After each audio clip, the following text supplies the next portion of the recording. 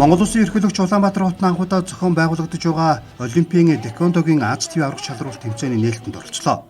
Олимп Параолимпийн наадмын эрхийн чансааны оноо олгодог өндөр зэрэглэлийн тэмцээнд 43 улсын 1300 тамирчин Пүмсэгийн 9 тулааны 27 пара тэквондо гэсэн төрлөөр өрсөлдөж байгаамаа. Тэмцээний шилдэгүүд эх 9-р сард Японы Айчи мужи Нагоя хотноо болох Азийн зуны 20-р спортын наадамд оролцох эрхээ авах юмаа. Одоогоор манай тамирчин Янжин Саман Ган Эрдэнэ хамт нар хүрэл медалийг хүртээд байна. 2016 оны Рогын зуны Олимпийн наадамд манай тамирчин Тэмүүжин анхудаа Олимпийн тэквондогийн төрөлд оролцсон түүхтэй. Парис 2024 Параолимпийн наадмаас Хөдөлмөрийн Баатар Сүрэнжөв алтан медаль, Гавьяа тамирчин Болор Эрдэнэ мөнгөн медаль хүртсэн юм а. Ерөнхийлөгчийн Ивэлдоор М-банк аренад зохион байгуулагдаж байгаа тэмцээн 5 дугаар сарын 26 хүртэл үргэлжилнэ. Тэквондогийн спортоор дэлхийд 300 сая гаруй хүн хичээлдэг юм байна.